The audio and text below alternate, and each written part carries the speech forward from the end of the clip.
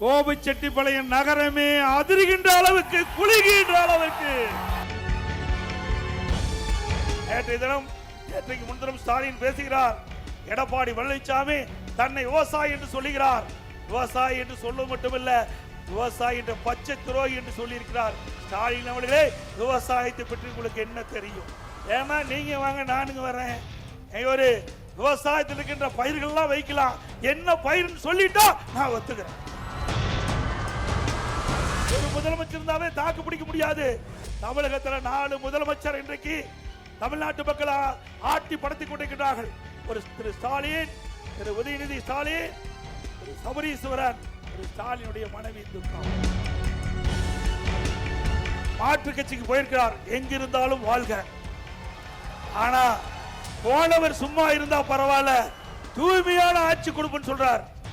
அப்ப பொன்மனச்செம்மல் புரட்சி தலைவர் எம்ஜிஆர் இருக்கின்ற பொழுதும் சரி, மாண்பு அம்மா இருக்கின்ற பொழுது நீங்க அமைச்சரா இருந்தீங்க, நான் முதலமைச்சர் இருந்த பொழுதும் என்னுடைய அமைச்சரவையில் அமைச்சரா இருந்தீங்க. அப்பெல்லாம் தூய்மையான ஆட்சி நான் கொடுக்கலையா? பொன்மனச்செம்மல் புரட்சி தலைவர் எம்ஜிஆர், இதயம் புரட்சி தலைவி அம்மா இருவரும் தெய்வங்களை வணங்கி கோபிச்செட்டிப்பாளையம் நகரமே அதிர்கின்ற அளவுக்கு குலுகின்ற அளவுக்கு எங்கே பார்த்தாலும் மக்கள் வெள்ளம் கடல் போல் காட்சியளிக்கின்றது. உங்களுடைய ஆரவார நிகழ்ச்சி அடுத்து வருகின்ற சட்டமன்ற தேர்தலில் அண்ணா திமுக வேட்பாளர் வெற்றி பெற்று விட்டார். யாரோ கனவு கண்டு கொண்டிருக்கின்றார், அந்த கனவை நொறுக்கிவிட்டீர்கள்.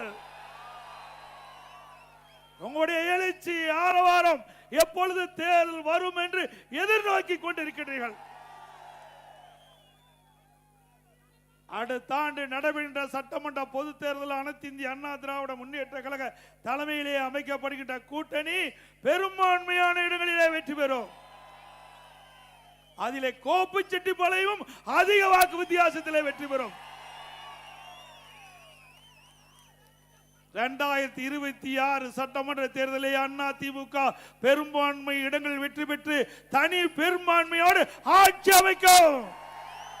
இந்த கோபி சட்டமன்ற தொகுதியில் மட்டும் இந்த திட்டத்தின் மூலமாக 30% பயன்பெறுகின்றார்கள் விவசாயிகள், விவசாய தொழிலாளிகள். அற்புதமான திட்டம்.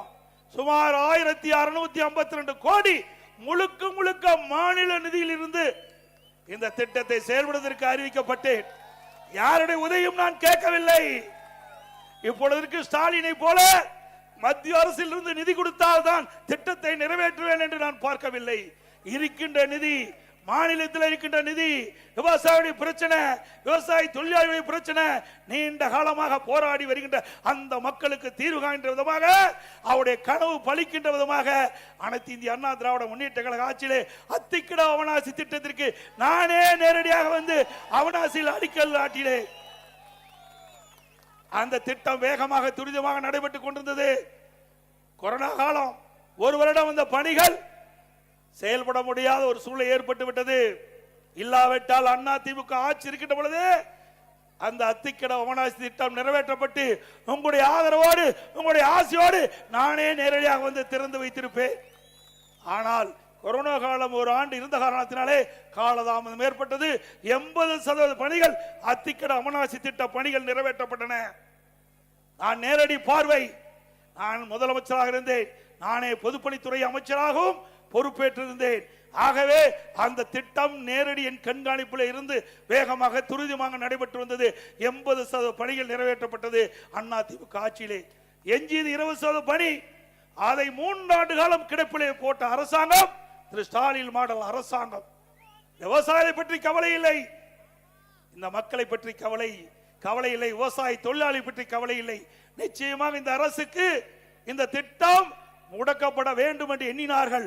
இருந்தாலும் இந்த திட்டம் முடக்கப்பட்டால் இந்த மக்களுடைய எதிர்ப்பு கிடைத்துவிடும் என்ற ஒரே காரணத்திற்காக ஆமை வேகத்தில் அந்த திட்டத்தை மெல்ல மெல்ல பணியாற்றி கொண்டிருந்தார்கள். ஒரு வேளையாக திட்டம் முழுமையாக நிறைவேற்றவிட்டாலும் நிறைவேற்றப்பட்டதாக இங்கே இருக்கின்ற இப்பொழுது இருக்கின்ற முதலமைச்சர் திறந்து வைத்திருக்கின்றார். நம்முடைய நாம் பெற்றெடுத்த பிள்ளைக்கு பேர் வைத்தது ஸ்டாலின். நம்முடைய குழந்தை, நம்முடைய அரசாங்கம் கொண்டு வந்த திட்டம். அப்படி அற்புதமான திட்டத்தை நிறைவேற்றியப்பட்ட அரசாங்கம் தான் அதிமுக அரசாங்கம். அப்படி ஒரு திட்டத்தை கொண்டு வந்து இன்றைக்கு பல ஆண்டு காலமாக இருந்த பிரச்சனைக்கு தீர்வு கண்ட அரசு அதிமுக அரசு. அப்படி நிறைவேற்றப்பட்டு தான் நான் உங்கள் முன் வந்து நிற்கின்றேன். 2 நாளைக்கு முந்தி 26ஆம் தேதி 27ஆம் தேதி என்று நினைக்கின்றேன், இப்பொழுது முதலமைச்சர் ஸ்டாலின் வந்தார். என்ன திட்டத்தை கொண்டு வந்தாரா? எத்தனை திட்டத்தை நான் இந்த கோபிச்செட்டிப்பாளையம் தொகுதிக்கு கொண்டு வந்து நிறைவேற்றிக்கிறோம். பொன்மனச்செம்மல் புரட்சி தலைவர் காலத்திலும் சரி, இதே புரட்சி தலைவர் அம்மா காலத்திலும் சரி, நான் முதலமைச்சர் காலத்திலும் சரி, மக்கள் என்னென்ன கோரிக்கை வைத்தார்களோ அந்த கோரிக்கையெல்லாம் ஏற்று ஒவ்வொரு திட்டமாக நாங்கள் செயல்படுத்தி கொடுத்தோம். அத்திக்கடை அமலாசி திட்டத்தை செய்து கொடுத்தோம். கலைக்கல்லூரி இங்கே கட்டி கொடுத்தோம். இங்கே கோபிச்செட்டிப்பாளையத்திலிருந்து ஈரோடு வரை அற்புதமான 4 வழிச்சாலை கொடுத்திருக்கின்றேன். இங்கே கோபிச்செட்டிப்பாளையத்திலிருந்து சத்தியமங்கலம் வரை அற்புதமான சாலை. அதே போல சத்தியமங்கலத்திலிருந்து நம்முடைய மேட்டுப்பாளையம் வரை 4 வழிச்சாலைக்கு மத்திய அரசிடமிருந்து அனுமதி பெற்றிருந்தோம். இந்த திட்டத்தை நிறைவேற்றாமல் முடக்கி வைத்திருக்கின்ற அரசு திமுக அரசு. அதே போல பவானி சாகரிலிருந்து பவானி வரை 4 வழிச்சாலைக்கும் நாங்கள் அனுமதி பெற்று வைத்திருந்தோம். அதையும் நிறைவேற்றவில்லை. இப்படி எந்த திட்டத்தையும் நிறைவேற்றப்படாத ஒரு கையிலாகாத அரசு, திறமையற்ற அரசு, ஒரு பொம்மை முதலமைச்சர் எங்கே வந்து பேசிவிட்டு சென்றிருக்கின்றார். உங்களால் இந்த மாவட்டம் என்ன பயன்பெற்றது, அல்லது இந்த தொகுதி என்ன பயன்பெற்றது? சிந்தித்து பாருங்கள். எவ்வளவு திட்டத்தை அதிமுக ஆட்சியிலே இந்த மக்களுக்கு தந்திருக்கின்றோம் என்பதை நாம் எண்ணி பார்க்க வேண்டும். அதோட இன்னைக்கு நம்பியூர்ல அரசு கலைக்கல்லூரி, அக்கரை கொடிவேரி டிஎன் பாலத்தில் அரசு தொழிற்கல்லூரி, அதே போல நாதிபத்தில் அரசு நுகர்வோர் வடிவு கிடங்கு, நிறைய திட்டம் இதுல கொடுத்திருக்கிறோம். இங்க இருக்கின்ற கால்வாய்கள் எல்லாம் கான்கிரீட் கால்வாய்களாக மாற்றி கொடுவதற்கு நான் முதலமைச்சர் காலத்தில் திட்டத்தை தீட்டி நடைமுறைப்படுத்தினேன். நானும் ஒரு விவசாயி என்ற காரணத்தினாலே இந்த திட்டத்தை நான் கொடுத்தேன். நேற்றைய தினம் பேசுகிறார் ஸ்டாலின். நேற்றைக்கு முன்தினம் ஸ்டாலின் பேசுகிறார். எடப்பாடி பழனிசாமி தன்னை விவசாயி என்று சொல்லுகிறார். விவசாயி என்று சொல்ல மட்டுமல்ல, விவசாயி என்ற பச்சை துரோகி என்று சொல்லி இருக்கிறார். ஸ்டாலின் அவர்களே, விவசாயத்தை பற்றி உங்களுக்கு என்ன தெரியும்?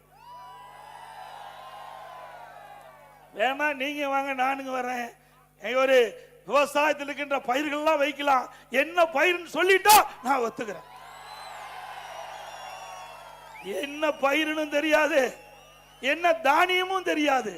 அப்படிப்பட்ட முதலமைச்சர் என்னை பற்றி பச்சை துரோகி விவசாயி என்று சொல்கிறார். ஏங்க, இன்றைக்கும் நான் விவசாயம் தான் செய்து கொண்டிருக்கின்றேன், வேளாண் பணி தான் செய்து கொண்டிருக்கிறேன். ஸ்டாலின் அவர்களே, உங்களை போல சேலத்துக்கு வந்து அந்த சேசன் சாவடி பகுதியில் நமக்கு நாமே திட்டம், அந்த திட்டத்தில் ஸ்டாலின் வருகிறார்.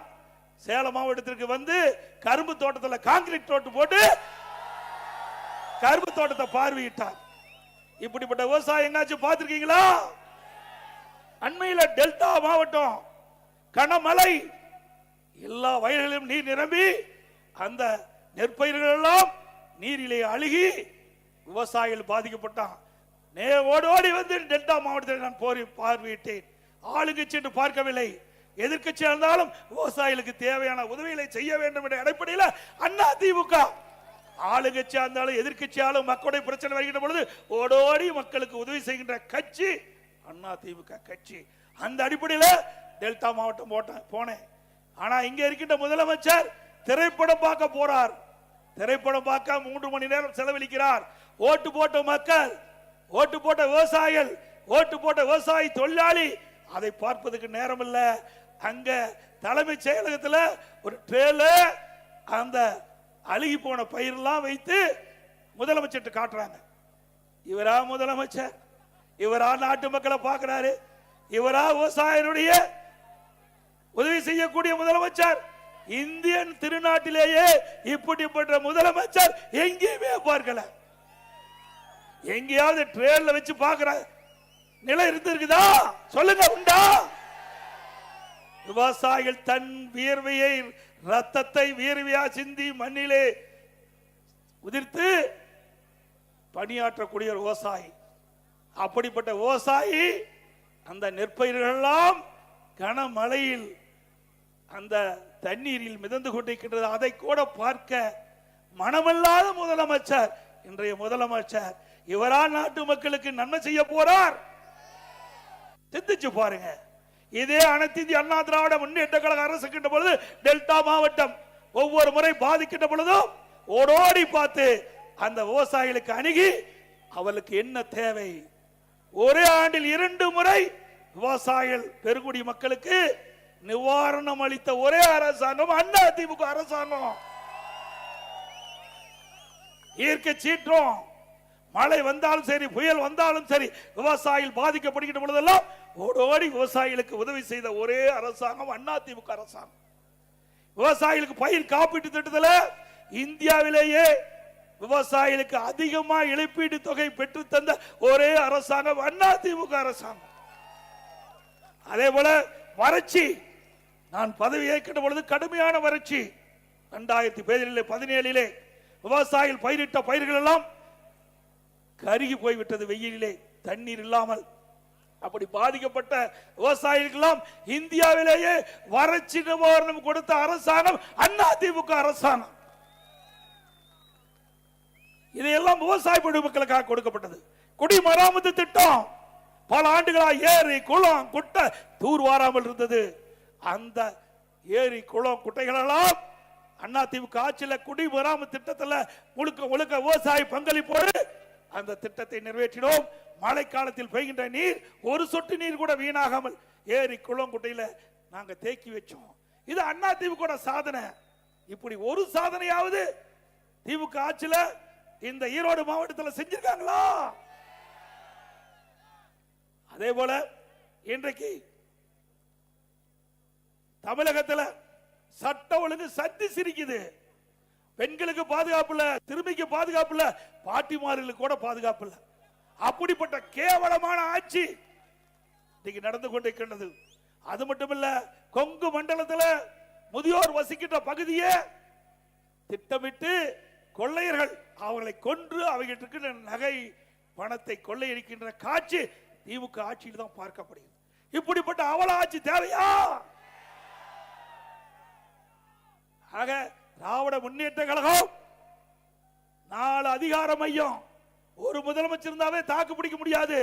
தமிழகத்தில் 4 முதலமைச்சர் இன்றைக்கு தமிழ்நாட்டு மக்கள் ஆட்டி படுத்திக் கொண்டிருக்கிறார்கள். ஒரு திரு ஸ்டாலின், திரு உதயநிதி ஸ்டாலின், திரு சபரீஸ்வரன், திரு ஸ்டாலினுடைய மனைவி துர்கா, 4 பேர் ஆட்டி படைச்சிட்டு இருக்கிறாங்க. அதனாலதான் தமிழ்நாட்டுக்கு சட்ட ஒழுங்கு நிறைந்த டிஜிபியை நியமிக்க முடியல. ஒரு டிஜிபியை நியமிக்க முடியாத ஒரு அரசாங்கம் எப்படி நாட்டு மக்களை காப்பாற்றுவீங்க? ஒரு நிரந்தர டிஜிபி, சட்ட ஒழுங்கு நிரந்தர டிஜிபி இருந்தா தான் அவர்கள் காவலர்களை சரியான முறையிலே வழி நடத்துவார்கள். தமிழகத்திலே சட்ட ஒழுங்கு பாதுகாக்க முடியும்.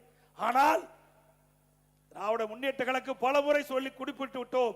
தொலைக்காட்சியின் வாயிலாக, அறிக்கையின் வாயிலாக, பேட்டியின் வாயிலாக தெரிவித்து விட்டோம். இதுவரை நிரந்தர டிஜிபி சட்ட ஒழுங்கு நியமிக்கப்படவில்லை. இன்றைக்கு ஒரு டிஜிபி பணி ஓய்வு பெறுது என்று சொன்னால் 3 மாதத்துக்கு முன்பாகவே மத்திய யூபிஎஸ்சிக்கு அனுப்ப வேணும், மத்திய பணியாளர் தேர்வாணையத்துக்கு அனுப்ப வேணும். அந்த பட்டியலிருந்து 3 டிஜிபிகள் அதிலிருந்து தேர்வு செஞ்சு மாநில அரசுக்கு அனுப்புவாங்க. அதில் ஒரு டிஜிபியை நியமிக்க வேணும். இதில் என்ன உனக்கு கஷ்டமா இருக்குது? ஏன்னா அவருக்கு தேவையானவர்கள் இது இடம்பெறல. திமுகவுக்கு ஜாலரை போடுற டிஜிபி இதுல இடம்பெறல. அதனால உச்ச நீதிமன்றம் போய் இன்றைக்கு அந்த வழக்கு நடந்து கொண்டிருக்கிறது. இப்படிப்பட்ட ஆட்சி தேவையா? அதோட போதைப் பொருள் கேட்க வேண்டிய அவசியமே இல்லை. எது கிடைக்குதா இல்லையோ, போதைப் பொருள் நிறைய கிடைக்குது. எங்க பார்த்தாலும் போதை ஆசாமியால கொலை, கொள்ளை, திருட்டு, பாலியல் வன்கொடுமை நடக்காத நாளே இல்லை. நீங்க அப்பெல்லாம் தொலைக்காட்சியில் பாத்தீங்கன்னா வெள்ளி என்ன நிலவரம், தங்க என்ன நிலவரம்னு பார்ப்போம். இப்ப கொலை என்ன நிலவரம்னு பார்க்கிறோம். கொலை என்ன நிலவரம்னு பார்க்கின்ற ஆட்சி திமுக ஆட்சி. அங்கே நமக்கு சமூக நலத்துறை அமைச்சர் தூத்துக்குடியில் ஒரு நிகழ்ச்சியில பேசுகிறார். திராவிட முன்னேற்ற கழகம் ஆட்சிக்கு வந்த பிறகு 6999 சிறுமிகள் பாலியல் கொடுமைக்கு ஆளாக்கப்பட்டிருக்கிறார்கள். அவர்களுக்கு 104 கோடி நிவாரணம் கொடுப்பதாக சொல்லியிருக்கிறார். இப்படிப்பட்ட அமைச்சர் அதை பெருமையா பேசுறார். கேவலமா இல்ல, வெட்கக்கேடான அல்ல. பாலியல் கொடுமை தடுத்திருந்தால் சிறந்த ஆட்சி. ஆனால் சிறுமிக்கு இவ்வளவு எண்ணிக்கை இந்த திமுக ஆட்சியிலே 6999 சிறுமிகள் பாலியல் கொடுமைக்கு பாதிக்கப்பட்டது என்று சொல்லுகிறீர்களே, உங்களுக்கு மனசாட்சி இருக்கிறதா? இன்னைக்கு காவல்துறை வைத்திருக்கிற திரு ஸ்டாலின் அவர்களே, சிறுமிக்கு என்ன பாதுகாப்பு கொடுத்திருக்கிறீர்கள்? அவருடைய வாழ்க்கை என்ன ஆகும்? நீங்க 104 கோடி நிவாரணம் கொடுத்துட்டா அதுக்கு வாழ்க்கை திரும்பி வந்துடுமா? இப்படிப்பட்ட ஒரு மோசமான ஆட்சி. முடிவு கேட்டுகின்ற தேர்தல் 2026 சட்டமன்ற பொது தேர்தல். அதோட இந்த பகுதியில் இருக்கிறவங்களுக்கு நல்லா தெரியும். இன்றைக்கு கோபியில் இருக்கிற ஒருத்தர், அவரை பற்றி சில செய்தி சொல்லி ஆகணும். இதில் என்ன, இது புள்ளி உரமா நீங்கள் தெரிந்து கொள்ள வேண்டும். கோபி சட்டமன்ற தொகுதிக்கின்ற வாக்காளர் பெருமக்கள் பொதுமக்கள் தெரிந்து கொள்ள என்பதற்காக எல்இடி திரையில சில செய்திகளை நான் வெளியிடுறேன். நம்முடைய எல்இடி திரையில தயாரா இருங்க. முதல்ல அத்திக்கட அவனாசி திட்டத்திற்கு எல்லா பல்வேறு கட்சி சேர்ந்தவர்கள் எல்லாம் நிகழ்ச்சியில பங்கு பெற்றாங்க. ஆனா இந்த தொகுதி எம்எல்ஏ அதுல பங்கு பெறல. அந்த காட்சியை எல்இடி திரையில பாருங்க. அத்திக்கடவு அவிநாசி திட்ட கூட்டமைப்பு என்பது அரசியல் கட்சியை சார்ந்தது அல்ல. இதில் பல்வேறு அரசியல் கட்சியை சார்ந்த விவசாயிகளும் தாங்கள் விவசாயிகள் என்று ஒரே குடையின் கீழ் இணைந்து எங்களுடைய வாழ்க்கை போராட்டமான அத்திக்கடவை நீரை தேடுவதற்காகத்தான் இந்த கூட்டமைப்பு உருவாக்கப்பட்டது. இந்த கூட்டமைப்பு இந்த நிகழ்விற்காக அனைவருக்கும் நாங்கள் அழைப்பு கொடுத்திருந்தோம். அதே மாதிரி செங்கோட்டையன் ஐயா அவர்களுக்கும் அழைப்பு கொடுத்திருந்தோம். இந்த நிகழ்வு, இந்த நோட்டீஸில் படம் போடலின்னு சொல்கிற அந்த கேள்வி எல்லாமே அதை பொறுத்தளவுக்கு நாங்கள் அரசியல் கட்சி சார்ந்தவர்கள் அல்ல. அந்த அத்திக்கடவு அவனாசி திட்டம் நேற்று பொதுச்செயலாளர் கலந்து கொண்ட நிகழ்ச்சி நீங்கள் புறக்கணிச்சுதான் அவர் கொடுத்தார். அதாவது இந்த அத்திக்கடை அவனாசி திட்டத்திற்கு ஏன் நீங்க கலந்து கொள்ளலன்னு சொன்னா, அந்த அத்திக்கடை அவனாசி திட்டத்தில் பேக்டோ இருந்தது. அதுல தலைவர் படமும் அம்மா படம் இல்ல, அதனால வல்லினாங்க. ஆனா இப்ப யார் படத்தை வச்சுக்கிட்டு போய் கட்சியில மாற்று கட்சியில சேர்ந்தீங்க? உங்களுக்கு அடையாளம் கொடுத்தது அண்ணா திமுக, உங்களுக்கு பதவி கொடுத்தது அண்ணா திமுக. இதே கோபிச்செட்டிப்பாளையத்துல பள்ளி நிகழ்ச்சி, அந்த அரசு பள்ளி நிகழ்ச்சியில அம்மா படமும் இல்ல, தலைவர் படம் இல்ல. அதுல விலையில்லா சைக்கிள் கொடுக்கின்ற காட்சி திரையாளர்களே, அந்த எல்இடி திரையில பாருங்க. திரு கருணாநிதி படம், திரு ஸ்டாலின் படம் தான் இருக்குது. அப்பவே பிடிஎம் வேலையை ஆரம்பிச்சுட்டார். இது பாருங்க, இது சைக்கிள் கொடுக்கிற அந்த குழந்தைகள் அமர்ந்திருக்கின்ற காட்சி. திரு ஸ்டாலின் படம் தான் இருக்குது. அம்மா படமும் தலைவர் படமும் எங்கே இருக்கின்றது? திரு பார்த்தீங்கல்ல? வேண்டுமென்றே திட்டமிட்டு அந்த பல்வேறு கட்சி தலைவர்கள், அண்ணா திமுக மட்டும் இல்ல, பல்வேறு அரசியல் கட்சி தலைவர்கள், பல விவசாய சங்க தலைவர்கள், அனைத்து இந்திய அண்ணா திராவிட முன்னேற்ற கழக ஆட்சியில் தான் நாங்கள் 50 ஆண்டு காலம் போராடி வந்த அத்திக்கட அவனாசி திட்டத்தை நிறைவேற்றி தந்தீர்கள். அதனால் அண்ணா திமுகவுக்கு பாராட்டு விழா நடத்துகிறோம் என்று அவனாசிலே பாராட்டு விழா நடத்தினார்கள். அந்த கூட்டத்தை புறக்கணித்தவர் தான் இந்த தொகுதியினுடைய முன்னாள், இப்போ எம்எல்ஏ இல்ல, முன்னாள் எம்எல்ஏ.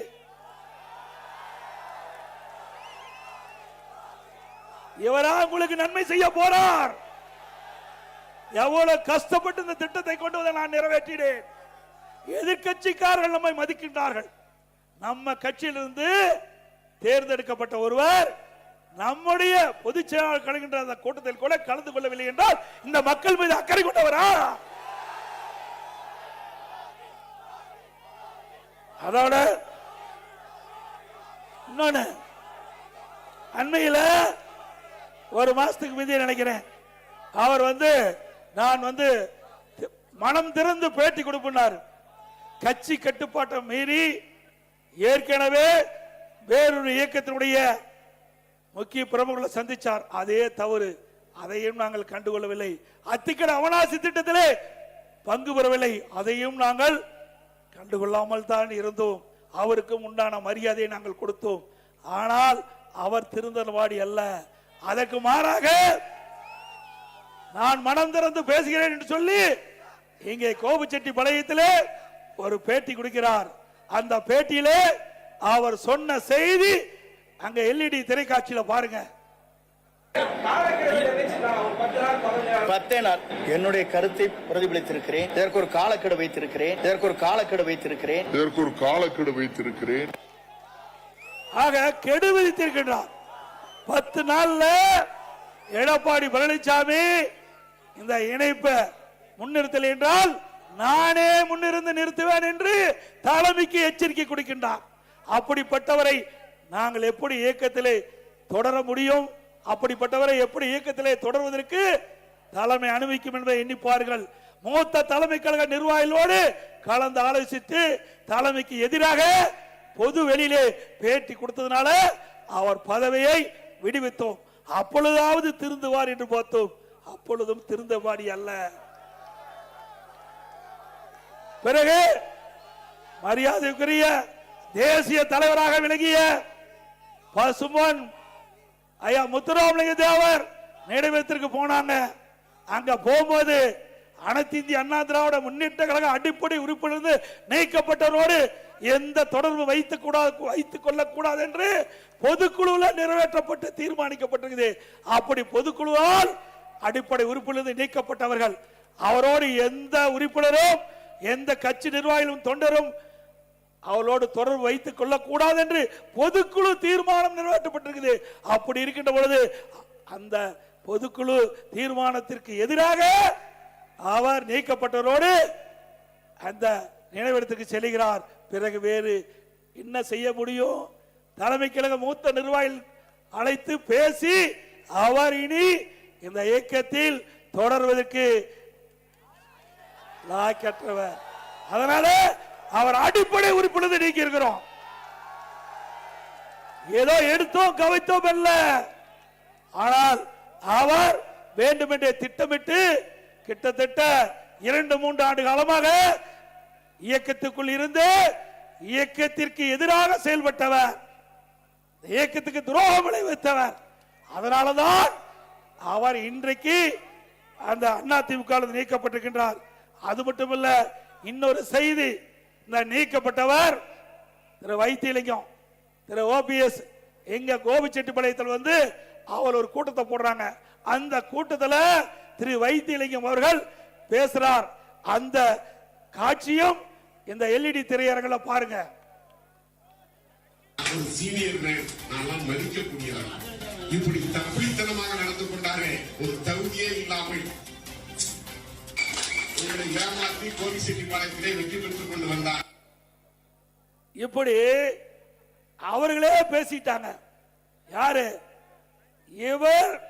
ஒவ்வொரு முறையும் சட்டமன்றத்தில் இவர்களை எல்லாம் அழைத்து அங்க இருக்கின்ற கேண்டீனுக்கு அழைச்சிட்டு போய் இந்த ஆட்சியை ஏதாவது தொந்தரவு கொடுக்க வேண்டும் என்று திட்டமிட்டு அவர்களை விஷமத்தனமாக அவர்களை வெளியேற்றிட்டு இவர் இருந்தார். இப்பொழுது என்னாச்சு?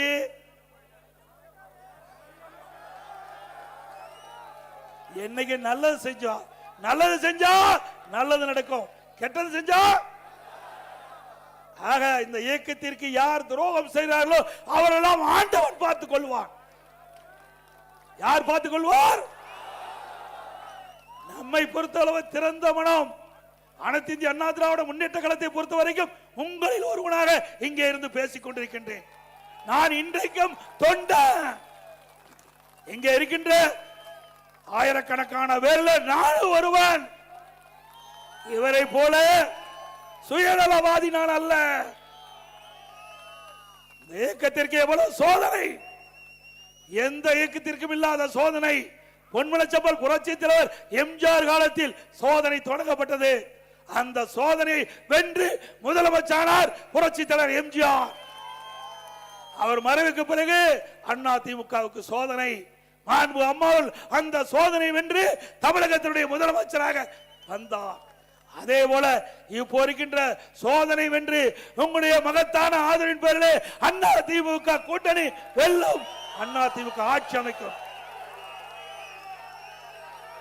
அனைத்து இந்திய அண்ணா திராவிட முன்னேற்ற கழகம் 2026 சட்டமன்ற தேர்தலிலே பெரும்பான்மையான இடங்களிலே வெற்றி பெற்று ஆட்சி அமைத்தல் முதல் கோபச்செட்டிப்பாளையத்தில் வந்து வெற்றி விழா கொண்டாடுவோம். இது நடக்கும் இல்ல?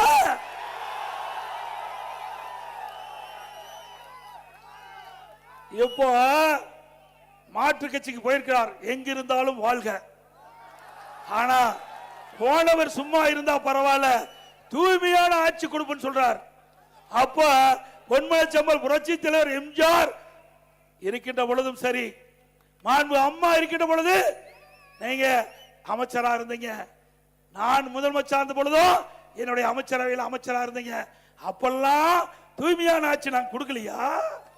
நல்ல ஆட்சி கொடுக்கலையா? ஆக வேண்டுமென்றே திட்டமிட்டு துண்ட மாத்தினா அவருடைய கருத்து மாறி போச்சு. ஆக நீங்க எந்த கொம்பனாலும் அண்ணா திமுகவை வீழ்த்த முடியாது. இந்த எடப்பாடி பழனிசாமி ஒருவர் இல்ல, 2 கோடி அண்ணா திமுக தொண்டர் இருக்கின்றார். இந்த எடப்பாடி பழனிசாமி இல்ல, இங்க இருக்கிற யாராவது பொதுச் செயலாளர் வருவாங்க. அண்ணா திமுக ஜனநாயகம் உள்ள கட்சி. இது ஒருவரை நம்பி இருப்ப கட்சி இல்ல, பல்லாயிரக்கணக்கான தொண்டரை நம்பி இருக்கின்ற கட்சி. எத்தனை திரு ஸ்டாலின் அவர்கள் எத்தனை முறை நம்முடைய வீழ்த்தறதுக்கு முயற்சி செஞ்சார், அத்தனை முறையும் முறியடித்த ஒரே கட்சி அண்ணா திமுக கட்சி. சிந்திச்சு பாருங்க. முதல்ல நான் முதலமைச்சர் பொறுப்பேற்று சட்டமன்றத்தில் பெரும்பான்மை நிரூபிக்கின்ற பொழுது திரு ஸ்டாலின் எதிரே எவ்வளவு அட்டுழியம் பண்ணாங்க. சட்டமன்ற மாமன்றத்தில் சபாநாயகரை எடுத்து கீழே தள்ளி எங்க டேபிள்லாம் ஏறி டான்ஸ் ஆடினாங்க. அப்படிப்பட்ட காலகட்டத்தில் கூட துணிச்சலோடு இருந்து முறியடித்து நம்பிக்கையில்லா தீர்மானம் கொண்டு வந்தாங்க. நம்பிக்கை கோரும் தீர்மானத்தை நாங்கள் வெற்றி பெற்றோம். அப்ப ஆரம்பிச்சீங்க அண்ணா திமுக ஆட்சியை வீழ்த்துவதற்கு 4 ஆண்டு காலம் கடுமையான முயற்சி பண்ண முடியல. ஒரு அற்புதமான ஆட்சி 4 ஆண்டு காலத்தில் கொடுத்தோமா இல்லையா? எவ்வளவு திட்டம், அத்திக்கட அவனாசி திட்டத்திலிருந்து பல திட்டங்களை கொண்டாந்தோம். இதுவரைக்கும் எந்த அரசாங்கம் கொண்டு வர முடியாத திட்டத்தை எல்லாம் கொண்டாந்தோம். ஒரே ஆண்டில் 11 அரசு மருத்துவக் கல்லூரி.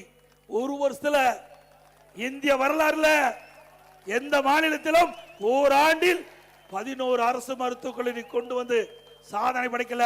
அந்த சாதனை படைத்ததும் அண்ணா திமுக அரசு. அதே போல 7 சட்டக்கல்லூரி, 5 கால்நடை மருத்துவக் கல்லூரி ஆராய்ச்சி நிலையம், மிகப்பெரிய ஆசியாவிலேயே மிகப்பெரிய கால்நடை பூங்கா 1000 கோடி தலைவாசல் கொடுத்திருக்கிறோம். அதே போல பொறியியல் கல்லூரி, வேளாண்மை கல்லூரி, ஐடி, பாலிடெக்னிக், இப்படி கலை மற்றும் அறிவியல் கல்லூரி 67 கலை மற்றும் அறிவியல் கல்லூரி கொடுத்திருக்கிறோம். 1 2 இல்ல, 67. இந்த ஆட்சியில கொடுக்க முடிஞ்சதா? இப்படி நம்முடைய ஏழை எளிய குடும்பத்தில் பிறந்த மாணவ மாணவி குறைந்த கட்டணத்தில் உயர்கல்வி படிக்கக்கூடிய சூழ்நிலையை அண்ணா திமுக ஆட்சியிலே உருவாக்கி காட்டோம். இது சாதனை.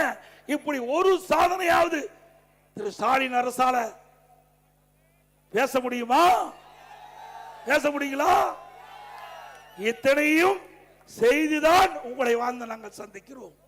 அது மட்டுமல்ல, அரசு பள்ளியை படிக்கின்ற மாணவர்கள் சுமார் தமிழகத்தில் 41% பேர் அரசு பள்ளியில் படிக்கின்றார்கள். அந்த மாணவர்கள் பெரும்பாலும் நடுத்தர குடும்பம், ஏழை குடும்பத்தை சேர்ந்தவர்கள், விவசாயிகள், விவசாய தொழிலாளி, கூலி தொழிலாளி, இப்படிப்பட்ட குடும்பத்தில் பிறந்த மாணவ மாணவி தான் அரசு பள்ளியில் படிக்கின்றார்கள். அந்த மாணவருடைய கனவு அவர்கள் மருத்துவ கல்வி கிடைக்க வேண்டும், அவர்களும் MBBS டாக்டர் ஆக வேண்டும். அதையும் நிறைவேற்றுவதற்காக அம்மாவுடைய அரசு 7.5% உள்ளிடஒதுக்கீடை கொண்டு வந்து சட்டம் இயற்றப்பட்டு அமுல்படுத்தப்பட்டு இந்த திட்டத்தின் மூலமாக சுமார் 3000 பேர் அரசு பள்ளியிலே படித்த மாணவ செல்வங்கள் இன்றைக்கு மருத்துவ கல்வி கிடைக்கக்கூடிய சூழ்நிலை நாங்கள் உருவாக்கி தந்தோம்.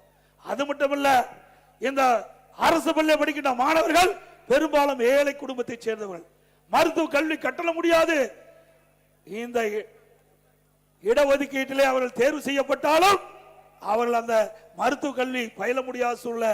அது எங்களுக்கு தெரிந்தவுடன் அனைத்து இந்திய அண்ணா திராவிட முன்னேற்ற கழக அரசு இந்த திட்டத்தின் மூலமாக தேர்வு செய்யப்பட்டவர்களுக்கு முழு மருத்துவ கல்வி கட்டணம் செலுத்தும். அதையும் நிறைவேற்றி கொடுத்தோம். இதெல்லாம் அண்ணா திமுக ஆட்சியுடைய சாதனை. அது மட்டும் இல்ல, இன்றைக்கு இந்த ஆட்சி பொறுப்பேற்ற பிறகு மின் கட்டணம் கிட்டத்தட்ட 63% உயர்ந்துட்டது. சிந்திச்சு பாருங்க. அதே போல இந்த நகராட்சி, பேரூராட்சி, மாநகராட்சியில வீட்டு வரி 100%, கடை வரி 150%, கடைக்கு பீக் அவர் அங்க வந்து டபுள் சார்ஜ் வாங்குறாங்க. இப்படி இந்த சாதாரண மக்கள் இருந்து அத்தனை மக்களும் மின் கட்டணத்தால பாய்ச்சிருக்காங்க, வீட்டு வரியால பாய்ச்சிருக்காங்க. இப்படிப்பட்ட ஆட்சி தொடர வேண்டுமா? விலைவாசி மின்னை முட்டுகிட்ட அளவுக்கு உயர்ந்திருக்கின்றது. இன்னைக்கு திராவிட முன்னேற்ற கழக ஆட்சி வந்த பிறகு புள்ளி வரத்தோட நான் சொல்றேன். ஏன்னா ஒரு அரசாங்கம் மக்களை காக்க வேண்டும். விலைவாசி உயர்கின்ற பொழுது அதை கட்டுப்படுத்த வேண்டும். ஆனால் விடியா திமுக அரசு அதையெல்லாம் பொருட்படுத்தவில்லை. இன்றைக்கு பச்சரிசி 1 கிலோ அண்ணா திமுக ஆட்சியில 50 ரூபாய்க்கு இருந்தது, திமுக ஆட்சியில 77 ரூபா. பொன்னி புழுங்கரிசி அண்ணா திமுக ஆட்சியில 50 ரூபா, இப்ப 72 ரூபா. இட்லி புழுங்கரிசி 1 கிலோ 30 ரூபாய்க்கு அண்ணா திமுக ஆட்சி, இப்போ 48 ரூபா. கடலெண்ணெய் 1 கிலோ அண்ணா திமுக ஆட்சியில் 130 ரூபா, இப்ப 190 ரூபா. நல்லெண்ணெய் 1 கிலோ 250 ரூபா அண்ணா திமுக ஆட்சியில, இப்ப 400 ரூபா. தோரம்பருப்பு 1 கிலோ 74 ரூபா, திமுக ஆட்சியில 130 ரூபா. உளுத்தம்பருப்பு அண்ணா திமுக ஆட்சியில் 79, திமுக ஆட்சியில் 120. இப்படி ஏழை எளிய மக்கள் இந்த உணவுப் பொருள் விண்ணை முட்டுகின்ற அளவுக்கு உயர்ந்திருக்குது. இது ஏதாவது தடுப்பதற்கு நடவடிக்கை எடுத்தாங்களா? இல்ல.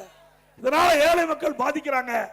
ஆனா அண்ணா திமுக ஆட்சி இருக்கின்ற பொழுது விலை கட்டுப்பாட்டு நிதி என்ற ஒரு நிதி ஒதுக்கி 100 கோடி ஒதுக்கி வச்சிருந்தோம். எந்த உணவுப் பொருள் விலை ஏறியதோ அந்த உணவுப் பொருள் எந்த மாநிலத்தில் விலை குறைவாக இருக்கிறதோ அங்க கொள்முதல் செஞ்சு நம்முடைய மாநிலத்தில் விற்பனை செஞ்சு விலை ஏறாம பார்த்து கொண்ட அரசு அண்ணா திமுக அரசு. அதே போல இன்றைக்கு கட்டுமான தொழில் கடுமையா பாதிச்சிட்டு. அண்ணா திமுக ஆட்சியில எம் சாண்ட் 3000 ரூபாய்க்கு வித்தது, இப்ப திமுக ஆட்சியில 5500 ரூபாய்க்கு ஒரு யூனிட் ஜல்லி அண்ணா திமுக ஆட்சியில் 2000, இப்ப 4500 ரூபாய்க்கு விற்குது. ஒரு டன் கம்பி அண்ணா திமுக ஆட்சியில் 40,000, இப்ப 70,000 விற்குது. ஒரு செங்கல் அண்ணா திமுக ஆட்சியில் 6 ரூபாயிலிருந்து 8 ரூபாய் வரைக்கும், திமுக ஆட்சியில் 8 ரூபாயிலிருந்து 13 ரூபாய் வரைக்கும் விற்குது. சிமெண்ட் ஒரு மூட்டை 240 ரூபாய்க்கு விற்குது, இப்ப 350 ரூபாய்க்கு விற்குது. அதுபோல மரம் 200% ஏறி போச்சு. இனி திமுக ஆட்சியில் வீடே கட்ட முடியாது. வீடு கட்டணும்னா கனவுல வீடு கட்டலாம், கனவுல பார்த்து மகிழ்த்துக்கலாம். நிஜத்துல வீடே கட்ட முடியாது இந்த ஆட்சி இருக்கின்ற வரை.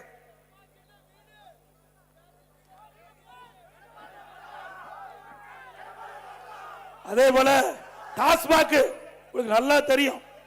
டாஸ்மாக்ல 10 ரூபா யாரு நல்லா தெரிஞ்சு வச்சிருக்கீங்க. செந்தில் பாலாஜி. நம்ம ஆளு கடைக்கு போகாதீங்க, திமுக அதிகமா கடைக்கு போகிறாங்க.